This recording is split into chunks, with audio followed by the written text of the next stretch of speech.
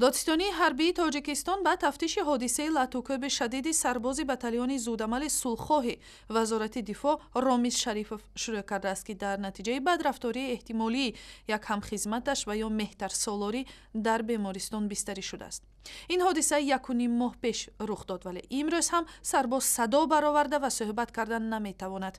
خود سرباز در شرح خطی حادثه به خبرنگار آزادی نوشت که یک همخدمتش او را از آشخانه قسم نظامی بیرون آورده به ناحیه گردن و گلویش ضربه های به تکرار زده است.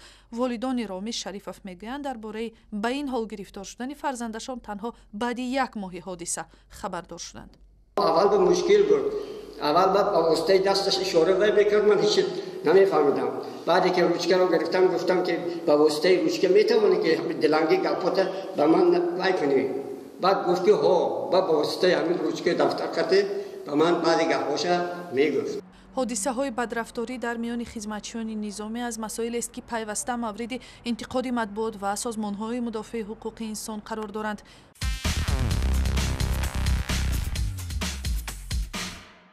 حالا با صحبت ما دلربا صمد و یک مسئول دفتر آزادی های شهروندی تاجیکستان از دوشنبه همراه می شود. دلربا سلام. حادثه که امروز درباره لطوکوب شدید یک سرباز بتالیون صلحخواه وزارت دفاع تاجیکستان پخش کردیم بیانگر آن است که همانا در ارتش کشور مسئله بدرفتاری و اذیت سربازان وجود دارد. سازمان شما الکی به تحقیق این حادثه شروع کرده است. آیا نظر پیشکی شما به این حادثه چیست؟ мо аз матбуот дар бораи латукубшавӣ як навсарбозе аз ҷониби ҳамхизмати собиқадораш хабар ёфтем. андӯҳгин шудем. ҳуқуқшиносони мо ҳоло ба омӯзиши ин қазия пардохтанд ва дар сурати зарурӣ мо омода ҳастем ба ин хонавода кӯмаки ҳуқуқӣ расонем. мутаассифона ин ҳодиса нодир нест ва дар хизмати сарбозӣ чунин ҳолатҳо зиёд рух медиҳанд. ҳодисаи латукуби ахир моҷарои оддӣ нест. ба қавли матбуот ин як бахши ба истилоҳ анъанаи латукубест ки космос ном дорад. мо дар таҷрибаи худ шаклҳои мухталифи латукуби сарбозонро аз рӯи ба ислоҳ анъанаҳои муайян шоҳид шудаем ки дар асл бадрафторӣ ва шиканҷаи сарбоз ҳисоб мешавад. сарбози мазкур дар нирӯҳои посдори сулҳ хизмат мекард ки ҳадафашон таъмини сулҳ дар манотиқи мухталиф аст. вақте мо дар бораи риояи ҳуқуқи инсон дар артиш суҳбат мекунем, манзури мо ин аст ки сарбозе ки дар хизмат дучори хушунат шудааст эҳтимолан баъдан рисолати аслии худ ҳимояти сулҳу амният ва ҷони шаҳрвандонро дуруст иҷро кардан наметавонад ва худ ба хушунат даст мезанад. تا کجا حادثه های دیدفشین زیادند؟ таҳқиқоти созмони ҳуқуқшиносони ҷавон ампаро ки ман ҳам як узви ин тим будам нишон медиҳад ки меҳтарсолорӣ дар ҳама бахшҳои артиш вуҷуд дорад. ин падида дар тамоми манотиқи тоҷикистон вуҷуд дорад ва талоши ампаро ҳам ин буд ки таваҷҷӯҳи мақомотро ба паст будани вазъи риояи ҳуқуқи инсон дар артиш ҷалб кунад. таҳқиқоти мо нишон додааст ки сарбозони нав дар 6 моҳи аввали хизмат ҳар рӯз ҳадиақал як бор мавриди чунин бадрафторӣ қарор мегиранд. дар як соли гузашта 5 ҳодисаи то марг расонидани сарбоз аз ҷониби як ё гурӯҳи ҳамхизматон ба қайд гирифта шудааст.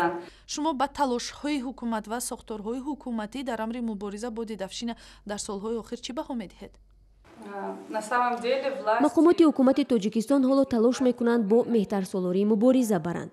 инро бояд таъкид кунем ки намояндагони мақомот ба қисмҳои ҳарбӣ сафар мекунанд, бо сарбозон суҳбату вохӯриҳо мегузаронанд. воқеан ҳам кори тарбиявӣ беҳтар мешавад. мо чанд масъули тарбияи сиёсиро дар қисмҳои ҳарбӣ мешиносем ки махсус барои аз байн бурдани дидавшина кор мекунанд. аммо воқеият нишон медиҳад ки ин мушкилотро танҳо бо мулоқоту суҳбатҳо решакан кардан намешавад. масалан вақте сарбозон барои роҳ додан ба дидавшина ба ҷавобгарӣ ҷалб мешаванд, фармондеҳону афсарон ҷавобгар намешаванд, дар ҳоле ки масъули назорати вазъ дар дохили қисмҳои низомӣ ва ҳам равобити миёни сарбозони навокӯҳна ҳамин фармондеҳон мебошанд. ҳамин чиз ҳам сабаби заиф будани ҳосили мубориза бо дидавшина шудааст. масъалаи дигар дар ин аст ки қисмҳои ҳарбӣ аз чашми ҷомеаи шаҳрвандӣ баста ҳастанд. ин дар ҳолест ки оиннома ба волидону фаъолони ҷамъиятӣ ҳаққи ворид шудан ба дохили қисмҳои ҳарбӣ ва дидани қисмҳои хоҷагиро бо ризояти фармондеҳон иҷозат медиҳад. дар чаорчӯби як таҳқиқот бо пуштибонии вазорати дифои тоҷикистон соли гузашта фаъолони ҷамъиятӣ ва ҳам ваколатдори ҳуқуқи башар аз 3 қисми низомӣ дидан ва бо сарбозон суҳбат карданд. агар чунин имконияти вуруд ба волидон, фаъолони ҷамъиятӣ, раҳбарони мазҳабӣ ҳар ҳафта дар як рӯзи муайян фароҳам меомад, мубориза бо меҳтарсолорӣ ҳам натиҷа медод.